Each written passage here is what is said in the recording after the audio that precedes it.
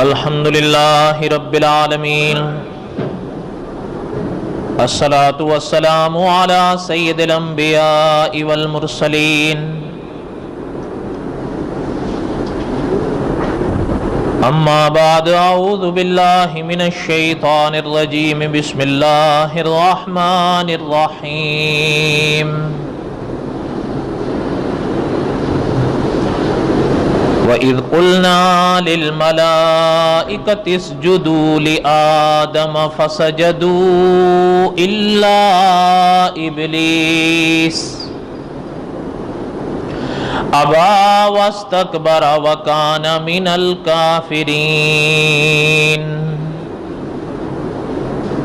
صدق اللہ العظیم وبلغنا رسوله النبی الکریم، ونحن على ذلك لمن الشاہدین والشاکرین، والحمد للہ رب العالمین۔ اللہم صلی علی محمد وعلی آل محمد کما صلیت علی ابراہیم وعلی آل ابراہیم انک حمید مجید۔ اللہم بارک علی محمد وعلی آل محمد کما بارکت علی ابراہیم وعلی آل ابراہیم انک حمید مجید۔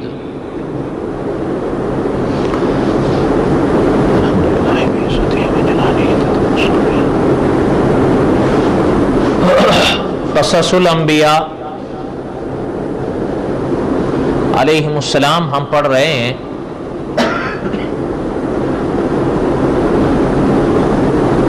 کیونکہ وقت بہت تھوڑا سا ہے، اس لیے گزشتہ سبق جہاں چھوڑا تھا وہ آپ خود یاد کرنے کی کوشش کر لیں۔ ہم پڑھ رہے تھے وَإِذْ قُلْنَا لِلْمَلَائِكَةِ اسْجُدُوا لِآدَمَ فسجدوا، کہ اللہ تعالی نے فرشتوں کو حکم دیا کہ حضرت آدم کو سجدہ کریں۔ اب حضرت آدم علیہ السلام کو سجدہ کرنے کا جو معنی تھا،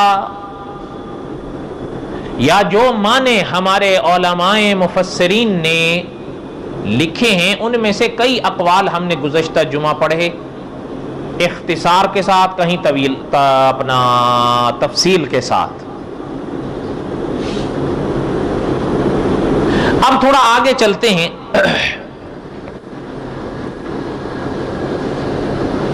اللہ تعالیٰ نے ارشاد فرمایا ہے، آج کا بیان بھی ہمارے انشاءاللہ اسی آیت پر ہی رہے گا، وَإِذْ قُلْنَا لِلْمَلَائِكَةِ اسْجُدُوا لِآدَمَ فسجدوا، اللہ کا حکم پا کر تمام فرشتوں نے حضرت آدم کو سجدہ کیا۔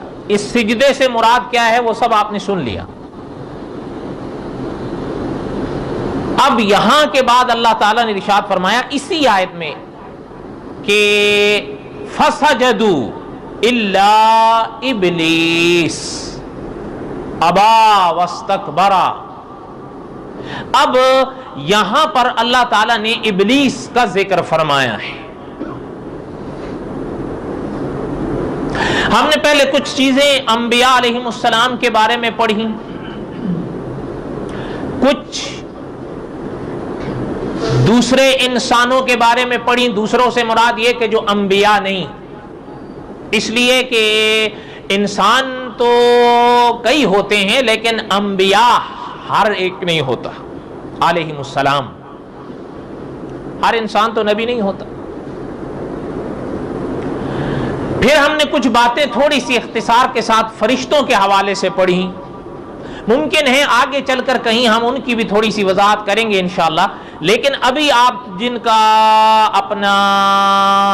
جس کا ذکر اس مقام پر آیا ہے تھوڑی سی اس کے بارے میں بات سن لیں، اس لیے کہ اکابر فرماتے ہیں کہ وہ ایک ایسا دشمن ہے حضرت آدم کے بیٹوں کا کہ اللہ تعالیٰ نے کلام پاک میں خود فرمایا ہے کہ اِنَّهُ لَكُمْ عَدُوٌّ مُبِينٌ، وہ بڑا کھلا دشمن ہے ہمارا۔ ایک دشمن وہ ہوتا ہے ہمارا جو چھپا اور ڈھکا ہوتا ہے، ہمیں پتہ نہیں ہوتا، لیکن یہ ایک ایسا دشمن ہے جو بالکل کھلا ہے، جس کی دشمنی میں کوئی شک نہیں۔ اور ایک چیز اور بھی سن لیں کہ یہ ایک ایسا دشمن ہے حضرت آدم کے بیٹوں کا اور حضرت حوا کی بیٹیوں کا، کہ اکابر فرماتے ہیں دنیا میں کبھی کچھ ایسی چیز ہوتی ہیں کہ وہ ہمیں شر تو لگتی ہیں، اس لیے کہ وہ شر ہوتی ہیں، لیکن شر معاذ نہیں ہوتی، ان میں کچھ نہ کچھ خیر کا پہلو نکلتا ہے۔ شر معاذ کا معنی آپ تھوڑا سا سمجھتے جائیں، جیسے کہ یعنی بس صرف نقصان ہی نقصان اس سے ہمیں ہو، تکلیف ہی تکلیف ہو۔ اکابر فرماتے ہیں ایسی کئی چیزیں ہیں کہ وہ ہمیں شر لگتی ہیں لیکن شر معاذ نہیں ہوتی، ہوتی شر تو ہیں لیکن ہر لحاظ سے شر نہیں ہوتی، ان میں کچھ نہ کچھ فائدہ بھی چھپا ہوا ہوتا ہے۔ لیکن یہ ایک ایسی شے ہے ابلیس جس کے بارے میں علماء کا فیصلہ یہ ہے کہ یہ شر معاذ ہے کہ کسی پہلو سے یہ فائدہ دے ہی نہیں سکتا، صرف نقصان ہے۔ آپ کو یاد ہوگا ماہ رمضان میں نماز تراویح کے بعد میں درس دیا کرتا تھا، اعوذ باللہ من الشیطان الرجیم کا جب ہم نے سبق پڑھا تھا تو اس موقع پر میں نے عرض کیا تھا کہ اکابر نے لکھا ہے کہ قرآن پاک شروع کرنے سے بھی پہلے جو اللہ نے فرمایا ہے کہ اعوذ باللہ من الشیطان الرجیم پڑھنا ہے آپ نے، ہم نے، تو اس لیے کہ پہلے یہ ایک ایسا دشمن ہے کہ اس سے تو بچو۔ اور علماء کا فیصلہ یہ ہے دلائل کی روشنی میں کہ اس سے کوئی انسان بغیر اللہ کی توفیق کے نہیں بچ سکتا۔ یہ ایک ایسی شے ہے، ایسی بلا ہے کمبا۔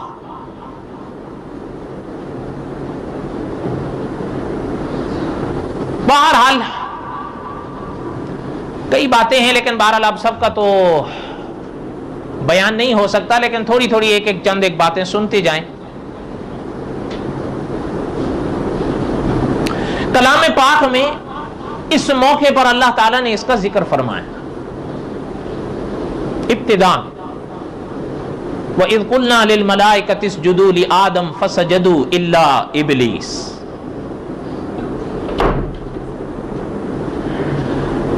ہمارے علماء کا فیصلہ یہ ہے کہ یہ اس کا لقب ہے، ابلیس۔ مولانا عبد الرحمن صاحب مظاہری لکھتے ہیں کہ پرانی کتابیں اگر دیکھی جائیں اور پرانی روایات کو دیکھا جائے تو اس کا نام ملتا ہے عزازیل، عین کے ساتھ،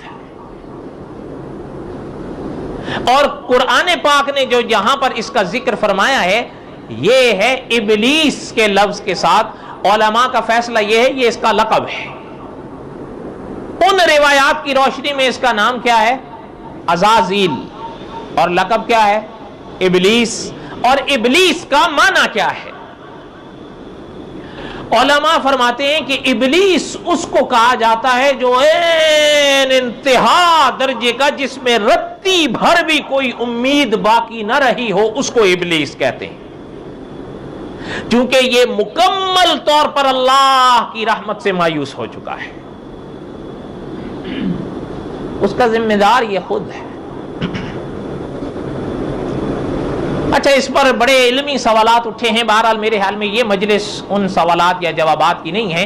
آپ ایک موٹی سی بات پلے باندھ لیں، کبھی کبھی انسان کے دل میں ایک خیال آتا ہے،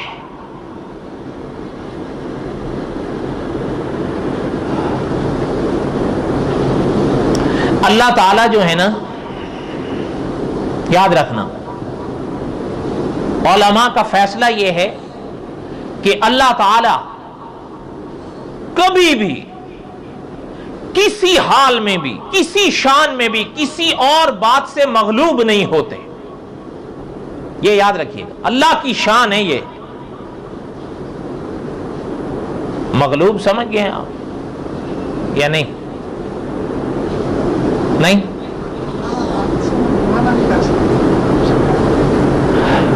غلبہ کس کو کہتے ہیں؟ سمجھ گئے نا آپ؟ یہ غلبہ ہے. اچھا، جو غلبہ پایا ہے اس کو کہا جاتا ہے غالب. کیا؟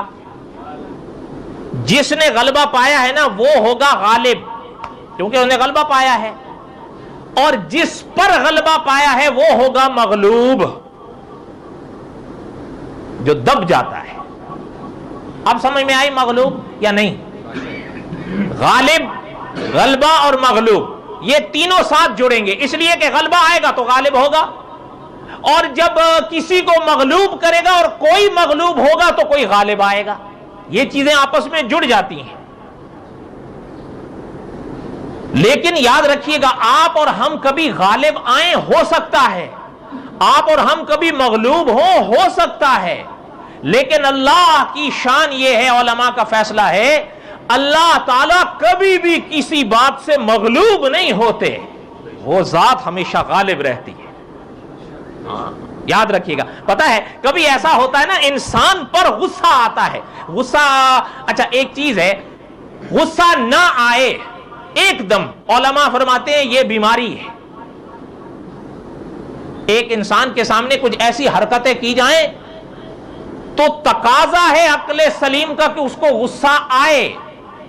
اب وہ بالکل ہی غصہ نہ کرے کہ نہیں جی بس نہیں، یہ بات صحیح نہیں. ہاں اگلی بات، غصہ آئے لیکن غصے کو قابو کرنا آئے.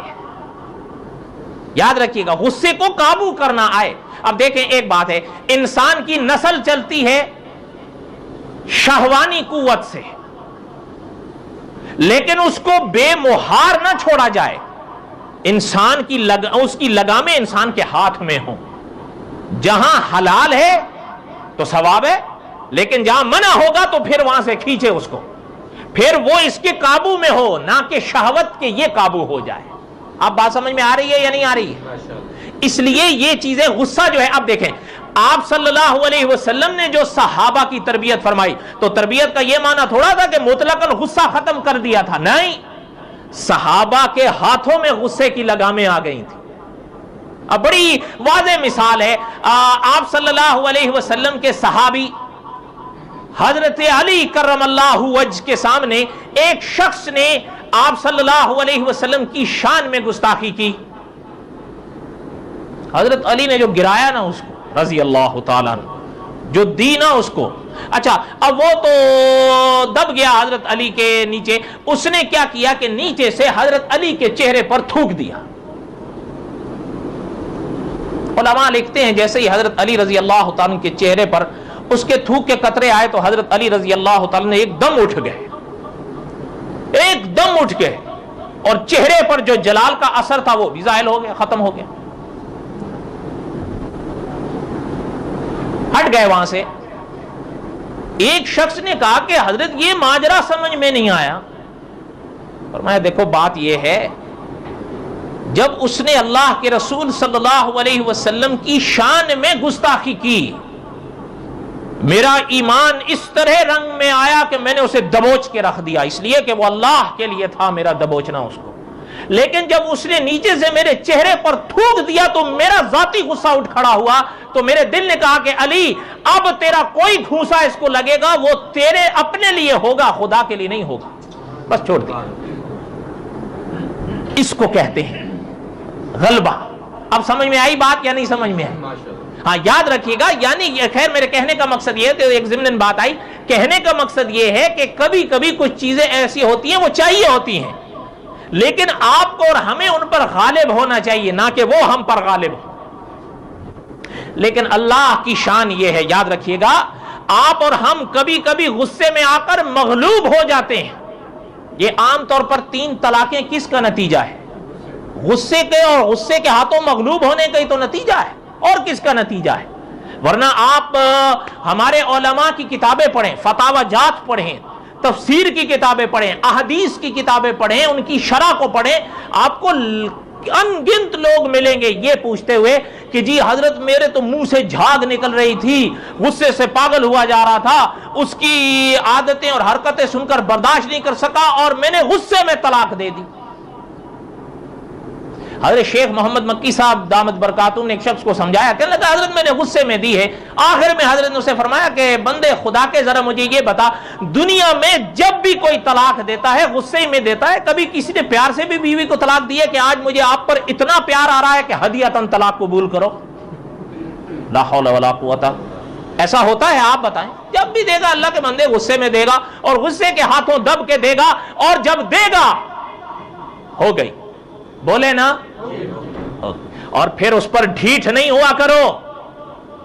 یہ میں آپ کو نہیں کہہ رہا ہوں، یہ نہ ہو کہ آپ، اس کی ایک کہاوت ہے حضرت جھنگوی مرحوم فرمایا کرتے تھے، بڑی مشہور، آقا تین ہوتے سناواں، اور بولو نا آقا تین ہوتے سناواں، اور سامنے چونکہ تی ہوتی ہے نا تو سامنے آپ بیٹھے ہو. اب خدا نہ کرے آپ کو کبھی یہ ہو، یا آپ کے کسی رشتے میں ہو یا کہیں اور ہو، پوری دنیا کے لیے یہ پیغام ہے. اولن دو نہیں الفاظ کتابوں میں یہ ملتے ہیں اکابر کے، کہ جب کسی انسان کی زبان سے یہ لفظ اہلیہ کے لیے نکلتا ہے خدا کا عرش کانپتا ہے،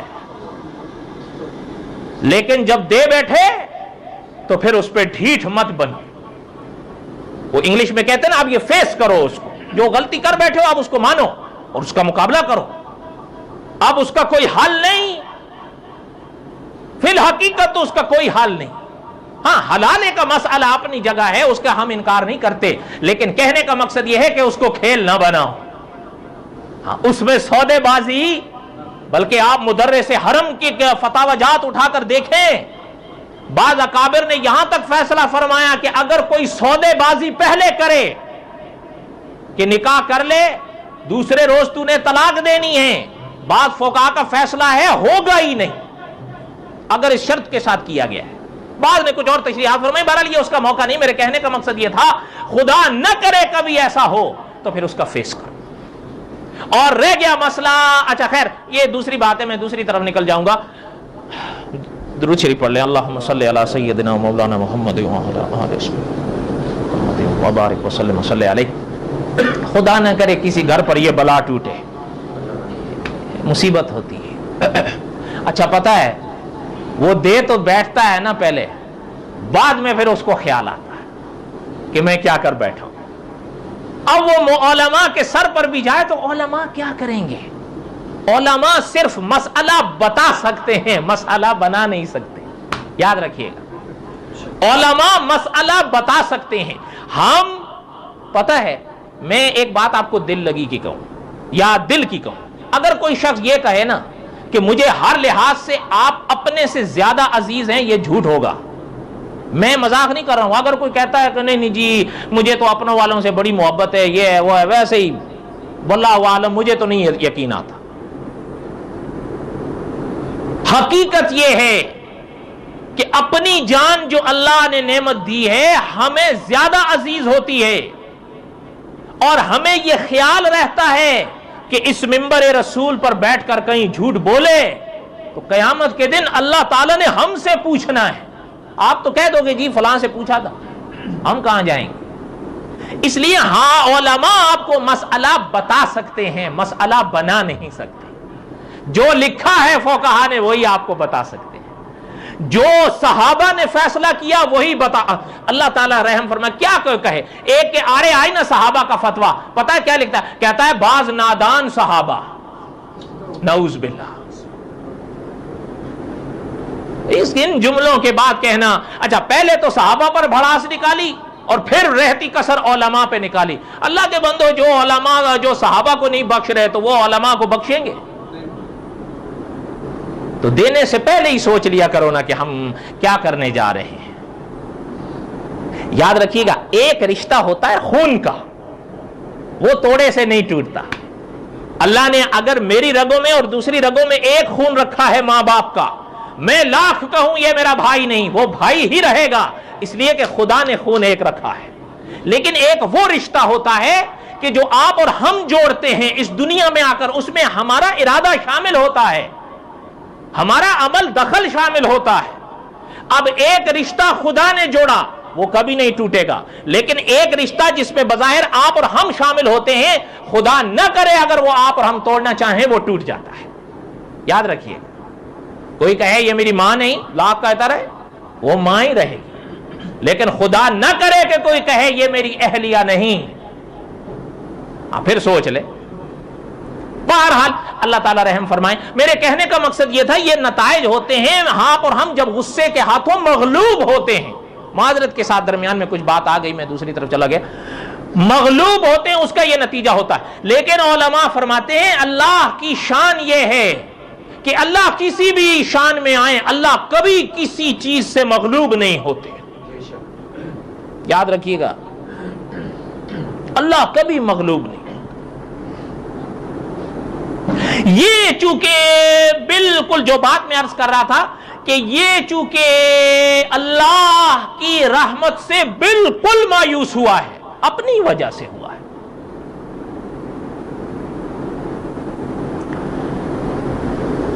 یہاں سے میں اس طرف نکلا تھا کہ آپ اور ہم جب پڑھتے ہیں نا کہ اللہ تعالیٰ غفور ہیں، اللہ تعالیٰ رحیم ہیں، اس میں کوئی شک ہے؟ علماء فرماتے ہیں 90 سال کا گنہگار ہو نا، اللہ تعالیٰ کے آگے جھک جائے، اللہ تعالیٰ بخش دے۔ فیصلہ تو یہی ہے علماء۔ لیکن اگر اس کے ذمے خدا کے حقوق ہیں وہ ادا کرنے کی کوشش کرے، کسی اور کے حقوق ہیں وہ بھی ادا کرنے کی کوشش کرے، ہاتھ پہ ہاتھ رکھ کے نہ بیٹھ جائے کہ بس اب توبہ کر لیا تو بیغم نہیں، کوشش کرے تاکہ جس کیفیت کا دل میں اظہار جاگا ہے، دل میں جو کہتے ہیں نا ارادہ جاگا ہے، تو پھر اس کا ظاہر پر بھی اثر آئے نا۔ باقی کوئی کمی رہتی ہے تو امید ہے کہ اللہ تعالیٰ خزانوں کے مالک ہے یا نہیں۔ لیکن ایک سوال پیدا ہوتا ہے کہ اس کو جو ابلیس قرآن کہتا ہے، قرآن نے اس کو ابلیس کہا ہے اور اس کے لیے ابلیس کا لفظ جو استعمال فرمایا تو علماء نے فرمایا مانا یہ کہ یہ انتہا بالکل آخری کنارے پہ لگا ہے، رحمت کی بخشش کی کوئی امید نہیں ہے اس کے لیے۔ تو کیا اللہ تعالیٰ اس کے لیے غفور اور رحیم نہیں ہے؟ یا اللہ تعالیٰ نے اس کو بخشنے کا کوئی راستہ نہیں رکھا؟ ذرا سوچ کے بتائیں۔ اچھا میں آپ سے ایک بات پوچھتا ہوں، آپ اور ہم کس کی مخلوق ہیں؟ حضرت آدم کس کی مخلوق تھے؟ اور یہ بھی اللہ کی مخلوق ہے۔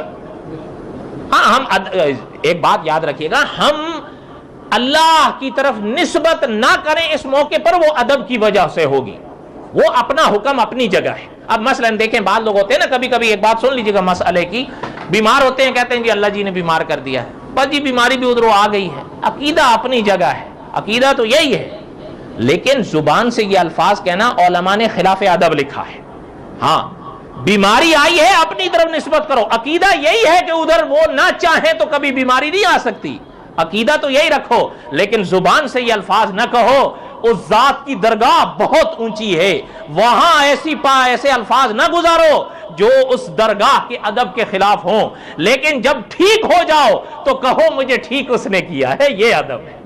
اور اس کا سبق انبیاء ہیں علیہم السلام۔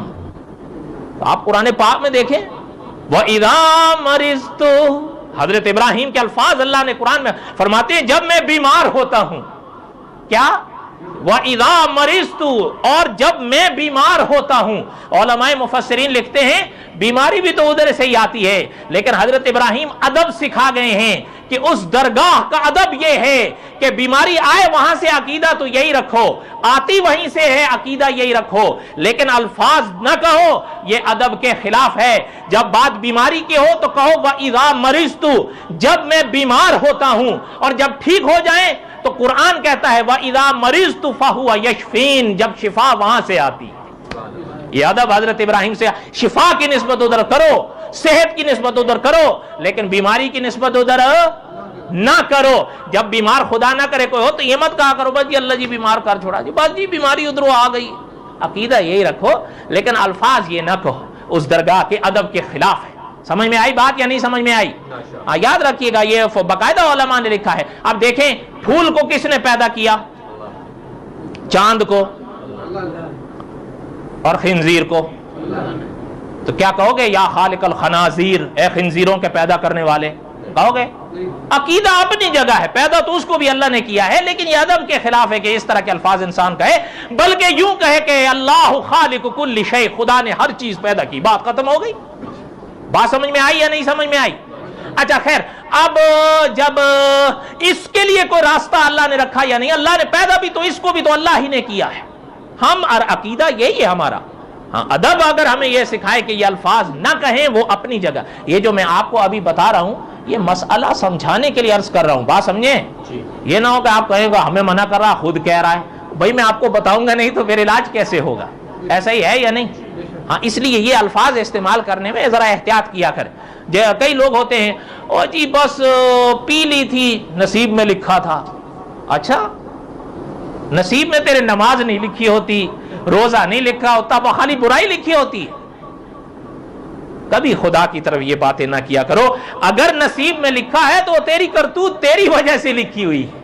وہ ذات ایسی ہے کہ وہ عالم الغیب ہے, وہ جانتی تھی آپ نے اور ہم نے اس کائنات میں کیا کرنا ہے, وہ اس کی بتائی ہوئی خبر ہے. کوئی اللہ نے ہمارے اوپر جبر نہیں کر گیا کہ اس نے لکھ دیا تو اب آپ ہم کر رہے ہیں, نہ کریں گے ہم اپنے اختیار سے, تبھی اسی پر تو قیامت کے دن فیصلے ہوں گے. اس لیے جب کبھی خدا نہ کرے کوئی شخص اگر شراب کی طرف ہاتھ بڑھائے تو پہلے یہ سوچ لے کہ اللہ نے منع کیا ہے, میں اپنی مرضی سے پی رہا ہوں. اللہ تعالیٰ دنیا میں کسی کا ہاتھ نہیں پکڑتے. ہاں, فیصلے قیامت کے دن ہوں گے. جیسے آپ نے سنا ہوگا ہندوؤں کا ایک بڑا استدلال ہے, پرانے ہندو بھی یہی کہتے تھے, مراد ہے بتوں کے پجاری. وہ کہتے تھے اگر اللہ تعالیٰ نہ چاہتا تو ہم رام کی پوجا کیوں کرتے, اللہ تعالیٰ نہ چاہتا تو ہم حبل کی پوجا کیوں کرتے. یہ جاہلانہ بات ہے. خیر, اس کا جواب تو اپنے موقع پر آئے گا انشاءاللہ. کہنے کا مقصد یہ ہے خدا نہ کرے کوئی ایسی بات ہے تو آپ ذرا ان الفاظ کا ذرا احتیاط کیا کرو. اچھا, اب اللہ تعالیٰ نے اس کے لیے کوئی راستہ نہیں رکھا کیا؟ چھوٹی سی بات سن لیں.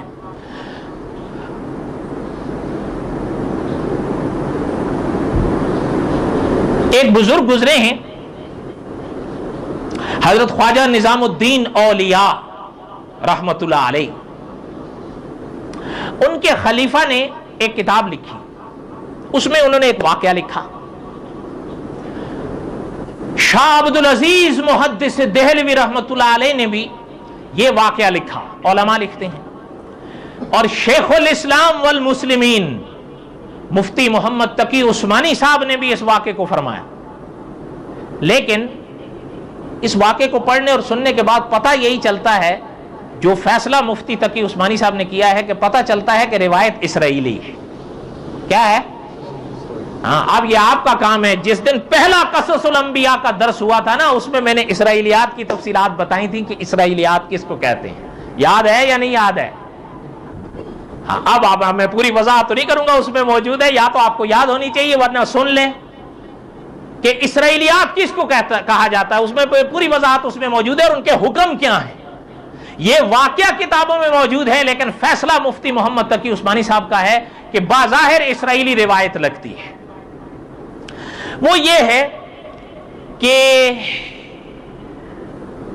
اب اللہ نے چاہا تو پھر آئندہ قسط میں انشاءاللہ, کیونکہ وقت تھوڑا ہے, پھر اللہ کو منظور ہوا تو اگلی درس میں. وما علینا الا البلاغ, سنتیں پڑھ لیں.